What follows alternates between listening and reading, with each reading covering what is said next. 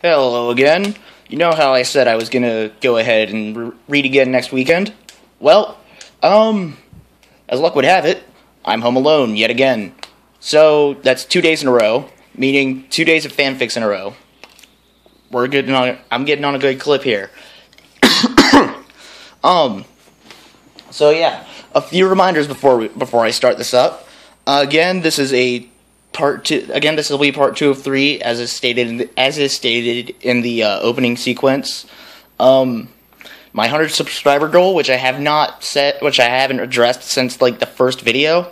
So yeah, get me out there, get me subscribers, because getting 100 subscribers means that I will go ahead and read my first clop fic. Preferably at a time like this where people are out until like freaking 11 because work. So yeah, I'm reading it for the by the way, I'm reading it for the literary element, not to get you guys going. So yeah, just no. Anyway, and crap. I guess that's all of it. So let's get on to the fic. I just remembered this before I start. Leave in the comments whether or not you want me to continue doing these intros for the videos with, like, the black background and, like, the title, the author, and then the chapter. Because I'm kind of liking these. So, yeah. Leave that in the comments whether or not you want to. And, yeah. Now, on to the fic.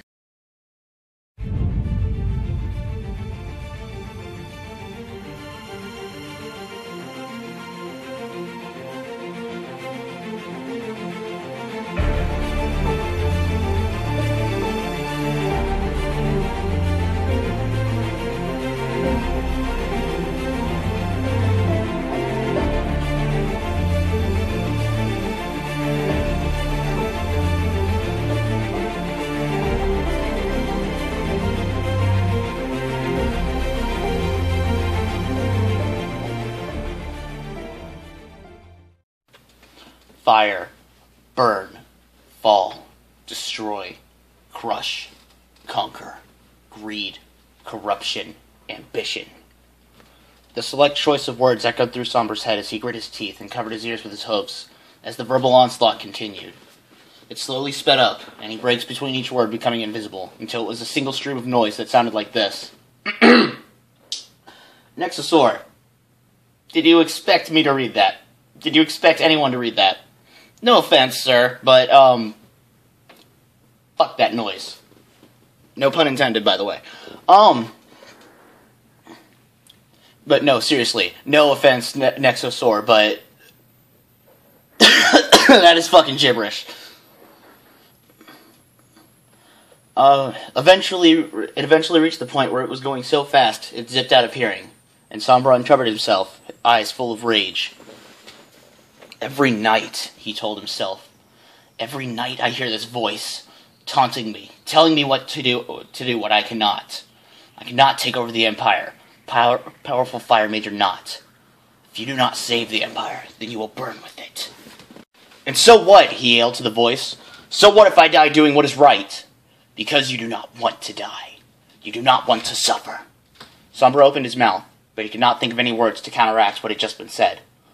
Unable to deny the truth now, are we? I know that even though you are the perfect child for your mother, you still fear pain and death.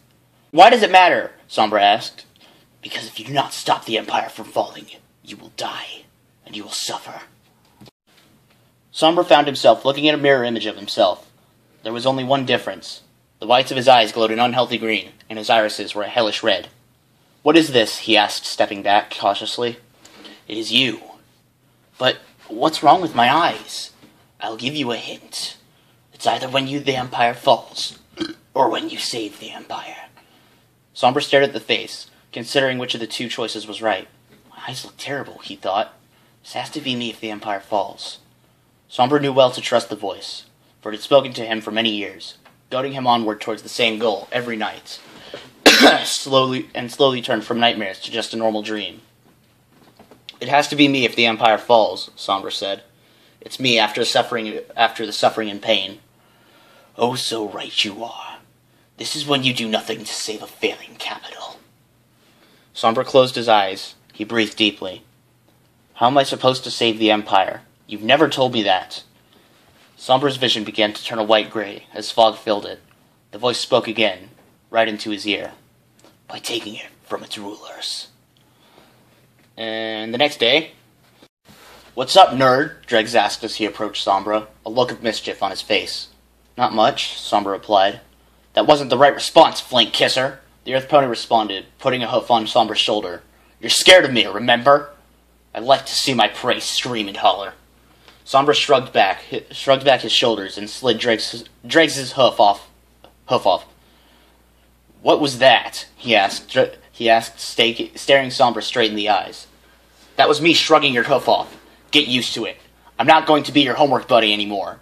You can stay in the same grade for the rest of your life for all I care, but I'm not taking any more of your crap.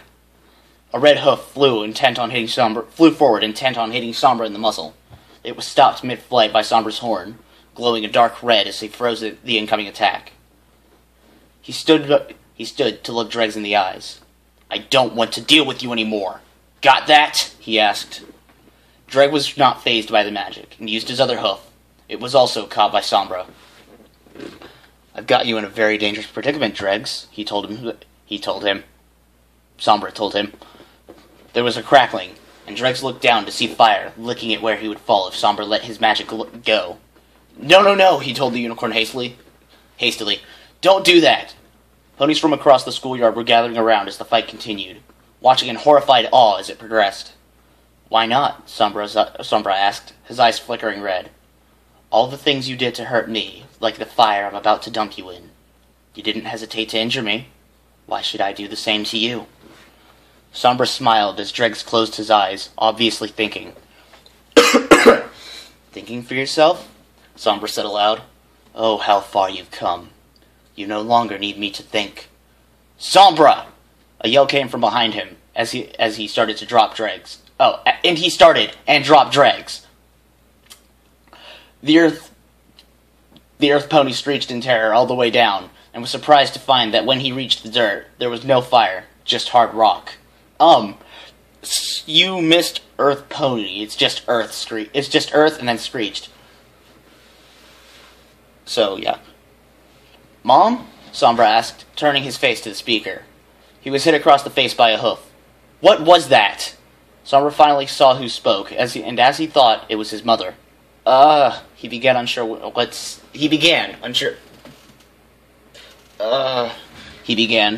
what to say. Well?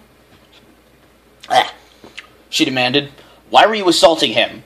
He was bullying me, Sombra said, fully aware of how weak his response was.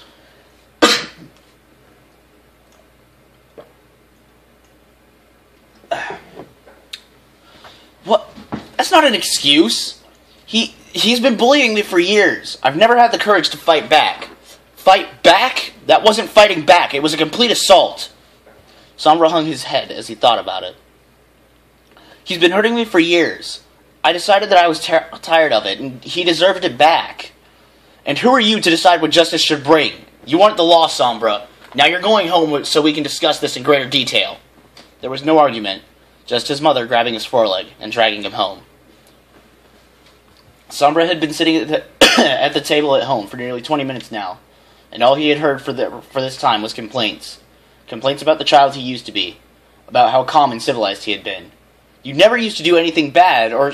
Mom! Sombra yelled. He kept bullying me. That's why I became so different. Then why did you tell no pony? She yelled. Because he threatened to hurt me worse if I told any pony and he found out about it. What? That little monkey! Sombra smiled a bit. That little monkey was her favorite phrase to describe something intensely evil or abnormally atrocious. Okay. It's okay, Mom, Sombra told her. I think I put him in his place. And she chuckled. I bet you did. Damn straight he did! Motherfucker thought he was gonna drop into a fire. A magical fire on top of that, which, as far as I know, those things don't go out unless you want them to go out. And only the caster can put them out. And they laughed. Sombra was surprised. His mom never let go of stuff just like that. Mom, are you still angry? He asked. By dark light, yes, I'm still angry. What you did back there was terrible. Sombra laughed again, and so did she. Sombra was punished by having to stay in his room the rest of the week, without books or learning material, and was unable to leave unless he was going to eat, drink, go to the bathroom, or go to school. It would not have been so bad, but he had to see Hunter's bed every day. It brought back memories he would rather leave alone. 6 months earlier. 6 months earlier was not me, by the way. That was the actual time annotation. The streets were full of ponies, bustling around in every direction, each trying to get a glimpse of one thing, the king of the Crystal Empire, Dark Light.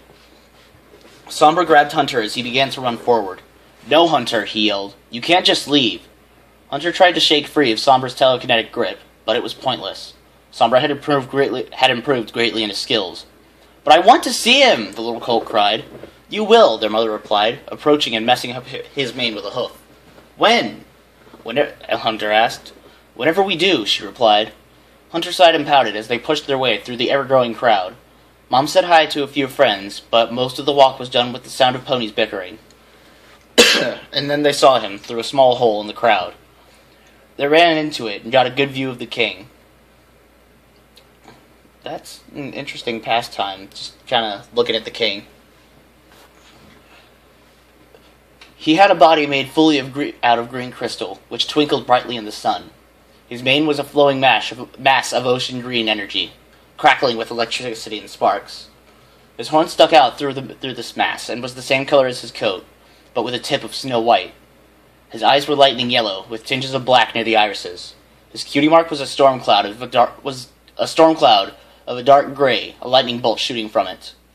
He wore a cloak of velvet black fabric that blew behind him in a dramatic fashion as he rode in the street. I'm getting really tongue-twisted right now for some reason. Wow, Hunter said in awe as he came closer. There was a push from behind, and the next few seconds unfolded in slow motion. The push was so powerful that it had sent Sombra flying forward into the railing to put up to keep ponies off the street. However, he lost his grip on Hunter in the shock, and the fence was not tall enough to fully keep the colt from going under. Sombra watched in horror as the carriage of the king drew up to his stumbling brother. It seemed to last an eternity as it hit him, pulling him under the wheels and killing him. Tears filled his eyes as the world spun. "Hunter!" he heard some pony cry. There was no more sound. The world froze. "See the king's killing?" The voice echoed through nothing, and Sombra looked up. "It wasn't his fault," Sombra yelled. "It was the ponies who pushed us." "But he had plenty of time to stop his carriage before he hit Hunter." The memory rewound, and Sombra watched again as the carriage came to his brother, and he saw it. The king had a good 10 feet to bring his vehicle to a stop, but he did not. "The king killed your brother." And an author's note, nonsense words!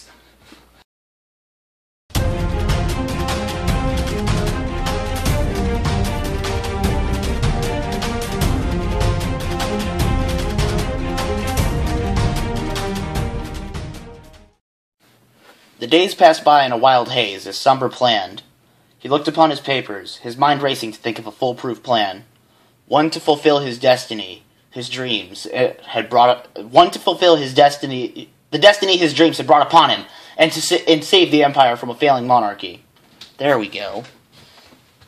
The first sketches were inklings of ideas and thoughts he at first only teased, slowly bringing them out from the shadowy recesses of his mind and into the light. He drew a single solitary line on a paper, and stared at it for a moment, thinking of how many wonderful things could come from that one line. How many contraptions or weapons could be formed from that one black stripe. "We will see," he said, starting to acquire a look of insanity, his pupils contracting in a menacing fashion. Ooh, creepy.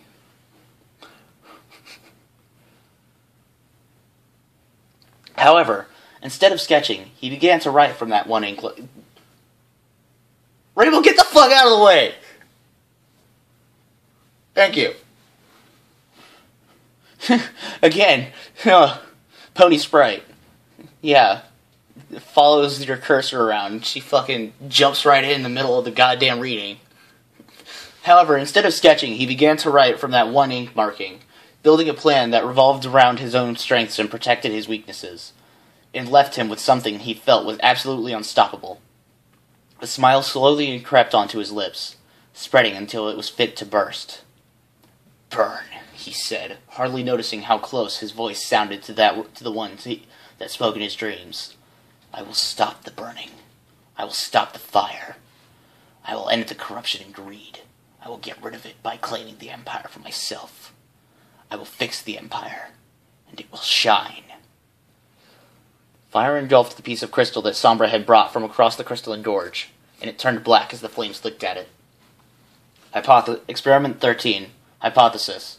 Fire can break apart the molecular structure of crystals with its heat and shatter it completely. The paper sat on Sombra's desk, which had replaced Hunter's bed only a week earlier.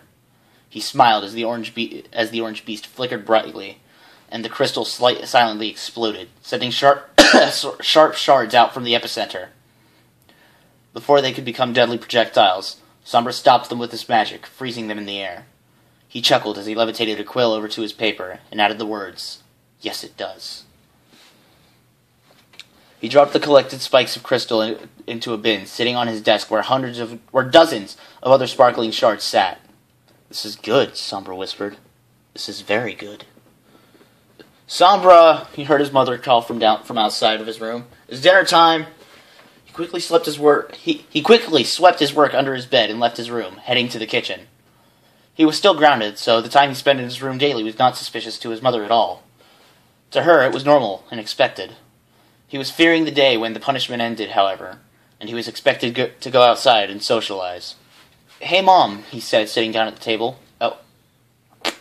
"Hey, Mom," he said, sitting down at the table. "Hey, Sombra," she replied, setting "hey" in front of him.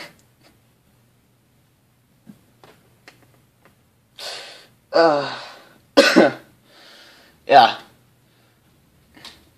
Yep. Yeah, that just made me laugh. Deal with it. How have you been doing? Sombra took a bite of the hay and chewed for a second. "It's been fine," he said. "It's boring, but I've survived." He swallowed and took another mouthful of his food. His mother sat down across from him, across the table from him, and ate her hay as well. Fuck my throat.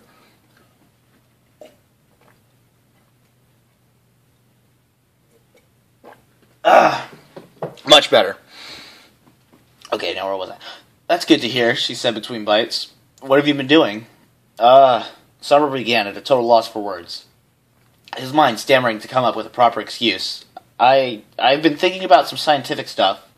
I've been drawing some ideas and such." "That sounds fine. What sort of things?" "Oh, such hypotheses as..." Is that even the correct... whatever. I don't know if that's the correct plural for hypothesis, but whatever. "For how my fire magic would affect crystals." Oh, let me rephrase that. "Oh, just hypotheses for how my fire magic would affect crystals. I've always wanted to know what it would do." His mom nodded, and the rest of the meal was finished in silence. Sombra fidgeted uncomfortably as he ate, his eyes constantly flicking up to his mom, watching her to see if anything happened. When he finished, he excused himself and went back up to his room, where he took all of his things from under his bed and began to continue his research. Experiment number 14. Hypothesis. Are crystal shards deadly weapons? He picked up one of the red spikes and began to examine it. Slowly falling from his intended destination to a world of his own, in which the reflection of himself was all he could think about, sparkling and glowing in the crystal facets. "My eyes," he said, fear rising through him. His eyes were starting to glow green, his irises tinted red. The day of the Empire's collapse must be approaching, he thought aloud. I must be changing because it's a warning that the end is drawing near. I have to ramp up my efforts and finish my preparations soon. He quickly finished inspecting the crystal, and came to an ending. They are. Sombra twitched slightly, a bout of excitement washing over him. His plan was going to succeed. He knew it. No pony would expect him to lead a rebellion, to take over the Empire, let alone be ready to win. Approximately 3 a.m. Evangel heard a soft collision from inside the house. She rubbed her eyes wearily as she climbed from the bed and lit her bedside candle. She levitated it in front of her and walked down the hall. The noise sounded again, and she saw a light from underneath Sombra's door. She went over and threw it open. Sombra, what? And suddenly, there was only red. She heard Sombra scream in horror. 15 minutes earlier. Sombra balanced the 10 shards of crystal in his magic, weighing them to determine the correct amount of force to put on them. He stuck his tongue out in concentration as he focused solely on the small picks in his levitation field. He took calming breaths and threw them at his door, where they collided with a soft thud, impaling themselves in the wood. Sombra smiled, a wicked look filling his eyes. He levitated a few more up and focused. He heard a hoofstep in the hallway, but ignored it. He threw the next batch and felt a healthy approval fill him. Felt hearty approval fill him. This approval is not healthy. He's fucking insane. Or he's going insane. He pulled up another group. One more throw, he thought to himself. And as he threw them, the door flew open. Sombra, what? The crystals collided with his mother, and he screamed as he watched the blood fly from her body as the crystals cut into her. He was next to her as soon as she reached the floor. He grabbed her hoof and quickly checked her pulse. She was still breathing. Stay here, he told her, even though it made no difference. I'm going to get the hospital ponies. He ran, panicked from the home, heading straight to the doctor's office, which sat situated in the side of town farthest away from him. Fire. Sombra stopped moving, some kind of fit coming over him. Burn. He began to shudder, thoughts rising to his head. If you let her die, she cannot ever discover your plan and prevent it. If she awakens, she will tell other ponies of what she saw, and your cleansing will be ended. It took a moment for him to realize he said those words aloud, and that he agreed with them. He wanted her to die, and he knew now. Oh, and he knew how. Fuck. He continued to the doctor's office, arriving moments later. He ran in with an expression of horror. Help! My mom's been hurt, and she might die! All of the nurses and doctors inside turned and saw him. What's happened? One of them asked. There's no time to explain. Just come with me. My house is on the outside of town, near the gorge. Sombra teleported off, leaving the ponies inside to run. Motherfucker, why didn't you teleport there in the first place? Oh. Frantic. Either way. Sombra teleported off, leaving the ponies inside to run to the house. They knew where it was because it was the only house near the cliff. Sombra arrived in his room, landing next to his mom, who had her eyes open and was wheezing heavily. He kneeled next to her. Sombra, she said, her voice hoarse. What are you doing? Sombra smiled slightly as his horn lit up. Something you will never get to learn, he said, throwing a dozen crystals into her dying body, his mind approving of his actions. The doctors arrived minutes later and found Sombra crying over his mother, sobbing loudly. She died, he yelled. She died while I tried to keep her alive. Well, that would make sense, since, she's dying, you're trying to keep her alive. What happened? One of them asked, seeing all the holes across her body, from which Sombra had removed the crystals. Obviously she was shot. I don't know, Sombra said, tears choking him. I woke up and she was here. She was hurt before, and she was trying to get my attention. This is very bizarre. She's been shot! One of the nurses said. The holes are empty. It's like some pony removed what had been used to attack her. She was shot magically. Sombra chuckled internally. They would never find the evidence. He had teleported the crystal shards and his notes across the crystalline gorge, where no pony would find them. The plan is almost complete. Sombra slowly stopped his fake crying, and he fell back onto his haunches, looking blankly at where the doctors and nurses examined his mother's body. You will soon gain your true place in this world, and every pony will bow down to you. that is the end of today's. That is the end of today's part. So yeah, Sombra is a insane little motherfucker, and that is why he is my favorite antagonist of the show. So, yeah. See you, if luck holds out, tomorrow. If luck doesn't hold out, Saturday. Or the next available day that I can record. So, yeah. Bye. On a very serious note, sorry for ruining the feels in that last bit. I was, I will admit I was a bit in the wrong there for, making fun of Sombra's mother dying, but, hell, I was in the wrong for that. But, yeah. I'll try to be more serious in the next reading, because, Sombra's gonna actually, you know, do shit in the next reading. Like, you're gonna actually see how he usurped the throne in the next reading. So, yeah. There. And, yeah. Next to Sore. As soon as you finish the, as soon as you finish the, second Let the Crystals, the sequel to this one, tell me. Because, oh my god, I want to freaking, I want to read it. Please, tell me when you finish the second one. And see you guys later.